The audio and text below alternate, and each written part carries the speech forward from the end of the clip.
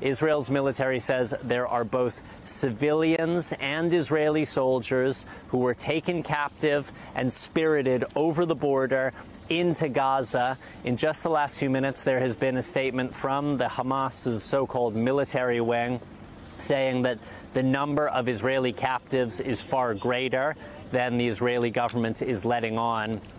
Israel's government has given no specific number right now, but you can be absolutely sure that the fact that there are Israeli citizens in the captivity of Hamas and Palestinian Islamic Jihad inside of Gaza right now is weighing very, very heavily on Israeli decision makers from Prime Minister Benjamin Netanyahu on down as they decide what to do next. The Israeli military has said it is prepared for all scenarios, including a full-scale ground invasion of Gaza to recover these hostages. Now, Gaza, as you know, Alicia, is one of the most densely populated places on earth. There are 2 million Palestinian civilians in there with nowhere to run, nowhere to hide. A full-scale Israeli ground offensive would likely lead to large-scale casualties, and we are already hearing from the Palestinian Health Ministry that more than 200 Palestinians have been killed in Israeli airstrikes over the course of the day.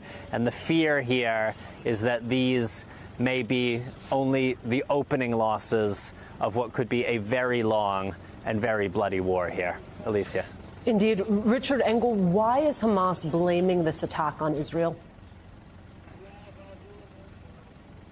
Well, there's a long answer to that, in that the occupation of the Palestinian territories.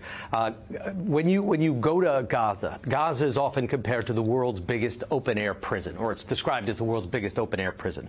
And Raf was just talking about that a moment ago. And by the way, he's doing a fantastic job, and I hope people are recognizing that.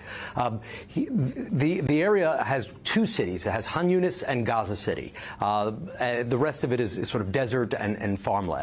And it is densely populated, and it is run like a prison. If you are inside the Gaza Strip, you can't leave. You need permission from the Israelis to exit, which is very difficult to obtain. Most people never obtain it. Or you need the permission in the south from the Egyptian government. They also rarely give permission. So if you are born in Gaza and you've done nothing except live there your whole life, you are still your life is to live as a prisoner inside this territory.